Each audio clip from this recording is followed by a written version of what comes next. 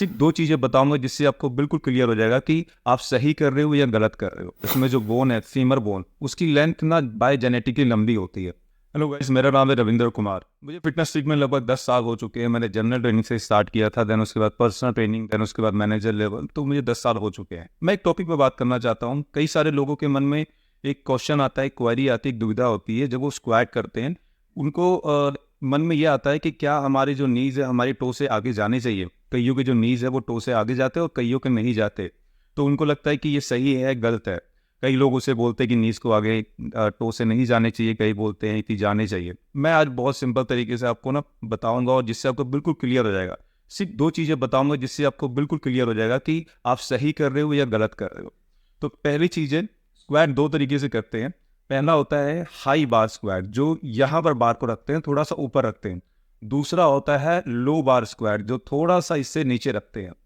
तो जो high bar squat है उसमें आपकी जो नीज है आपके टू से सम टाइम आगे चले जाते हैं, ठीक है।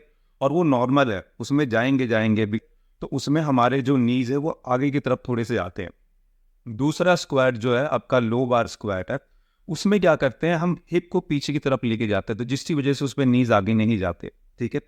तो फर्स्ट कंडीशन में जब आप हाई बार स्क्वाट करें तो उसमें नीज आके आपके जा सकते हैं, और वो अगर जा रहे हैं तो उसमें कोई गलत बात नहीं है, आपके टो से आगे जा सकते हैं, ठीक है। अब दूसरी चीज आपने ध्यान रखनी है कि कई बार क्या होता है कि कई लोगों का जो थाइज होता है उसमें जो बोन है, फीमर बोन, उसकी लेंथ ना बाय जेनेटिकली लंबी होती है। तो जिसकी वजह से वो चाह के भी जब आप स्क्वाट करोगे तो आपके नीज रुकेंगे नहीं कि आपके टो से पीछे रह जाए, ऐसा पॉसिबल नहीं हो पाएगी, क्योंकि वो बाय जेनेटिकली आपकी जो फीमर बोन है वो बहुत लंबी है। तो जिसकी वजह से जब आप स्क्वाट करते हो वो आगे की तरफ जाती है, ठीक है।